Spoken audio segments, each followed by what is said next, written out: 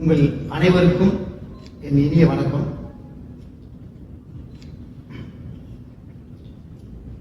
எல்லை விட சிறிய வித்துக்குள் ஆலமரத்தை உறங்க வைத்து மண்ணில் வேர் பிடித்து விழுதிறக்கி உயிர்களை அண்டி பிழைக்க வைக்கும் இந்த பேரண்டம் பெரும் ரகசியம். பிறந்ததும் சின்னையாவாகி பால்பாண்டியாய் பள்ளியில் வளர்ந்து பாரதி ராஜாவாய் திரை உலகில் பரிணமித்த கலை உலகின் பிதாமகன், இயக்குனர்களின் இயக்குனர். ஏனென்றால்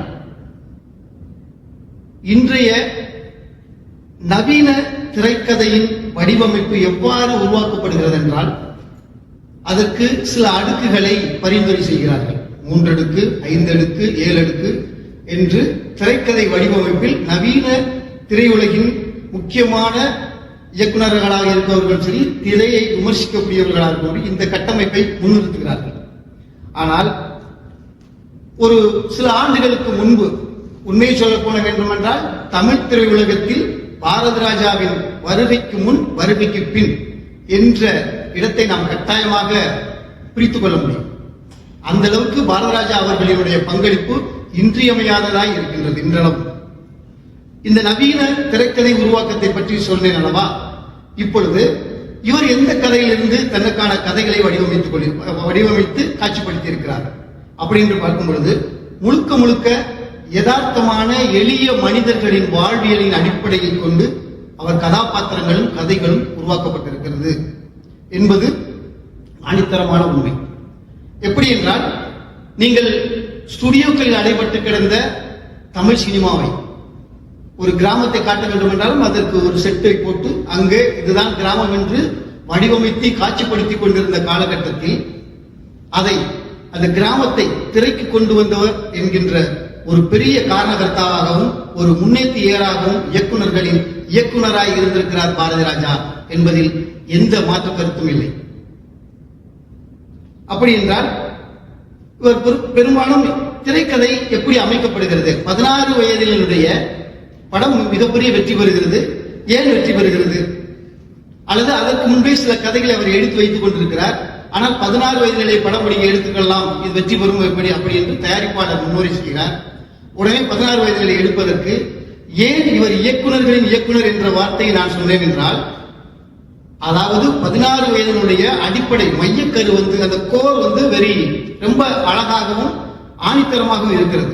அங்கே பெட்டிக்கடை குருகம்மா, மயிலு, சப்பானி, பரட்டை, டாக்டர் இவங்க எல்லாத்துக்குமான அந்த அடிப்படை கோர் என்று சொல்லக்கூடிய அந்த அடிப்படை கரு இருக்கிறதுனால் அந்த கதையை யார் இயக்கினாலும் வெற்றி பெறக்கூடிய வாய்ப்புகள் அதிகமாக இருந்திருக்கிறது. அடுத்து அவருடைய 2வது படமான கிழக்கே போகும் ரயிலில் இப்படி ஒரு ஆழமான ஒரு கதை அமைப்பு இல்லை என்றுதான் என்னுடைய பார்வையில் நான் சொல்வேன். அதாவது தன் பிறந்த வீட்டிலே புறக்கணிக்கப்படுகின்ற ஒருவனும் தாய் தந்தையை இழந்து விட்டு இருக்கின்ற கதாநாயகியும் தன்னுடைய அக்கா வீட்டில் வசிக்கிறார். 2 பேருக்குமான காதல் வருகிறது. தங்களுடைய பரிமாற்றங்களை ரயில் மூலம் பரிமாறிக்கொள்கிறார்கள். ஒரு எளிமையான கதையாக இருக்கிறது.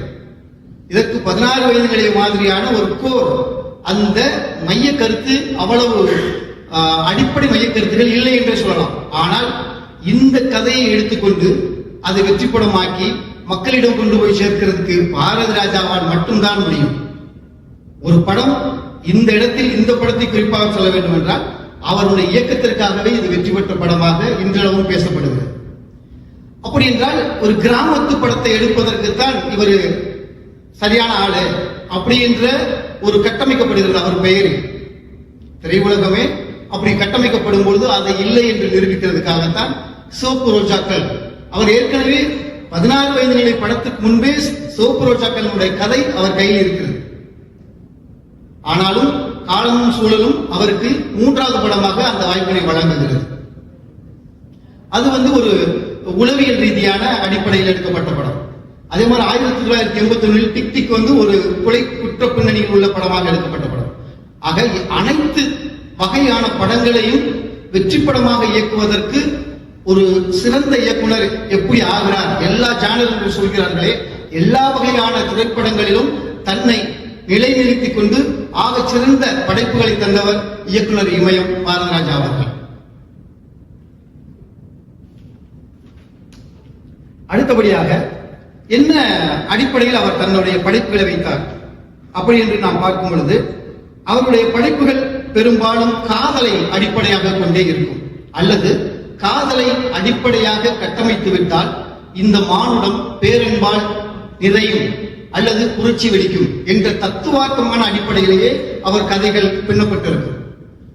அலைகள் ஓய்வதில்லையாகட்டும், புதிய வார்ப்புகளாகட்டும், கடலோர கவிதைகளாகட்டும் அல்லது முதல் மரியாதையாகட்டும், இவையெல்லாம் காதலை முன்னிறுத்திய படங்களாக இருந்தாலும் இதில் கடலோர கவிதைகளும் அலைகள் ஓய்வதில்லையும் முழுக்க முழுக்க காதலுக்கான அடிப்படைகள். அந்த இறுதி காட்சிகள் எல்லாம் நீங்கள் நன்றாக பார்த்திருப்பீர்கள்.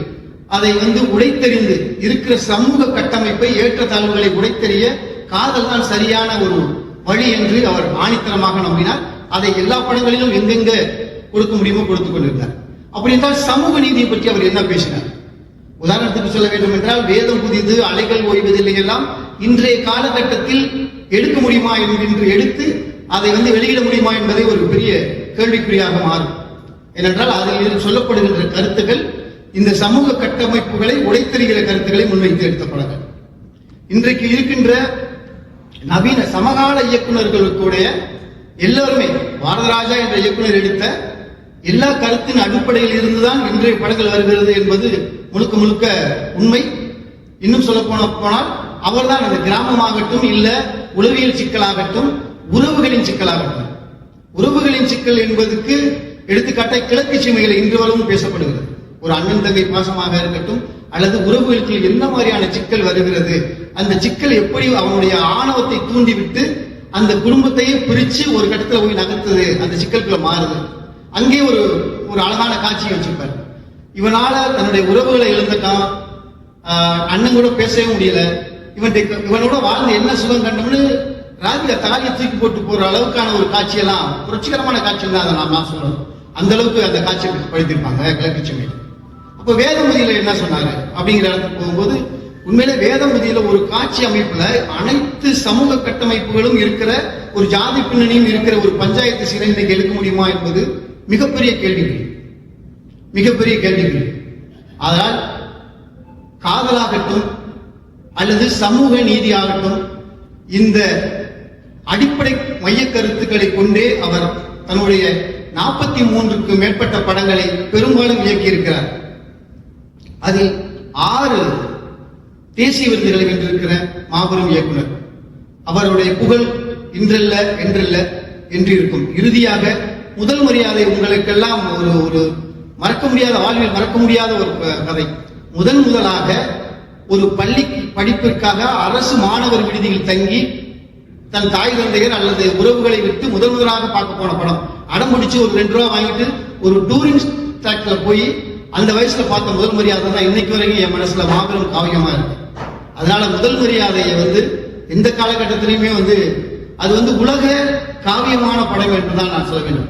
இவர் இயக்கிய பெரும்பாலான படங்கள், கருத்தமாகட்டும், கிழக்கு சீமையிலே ஆகட்டும் அல்லது முதல் மரியாதை இருக்கக்கூடிய முக்கியமான படங்கள் உலக திரைப்படங்களில் இன்று நாம அதை வெளியிட்டாலும் அதற்கான மரியாதையும் மதிப்பும் நிச்சயமாக இருக்கும், என்றென்றும் இருக்கும்.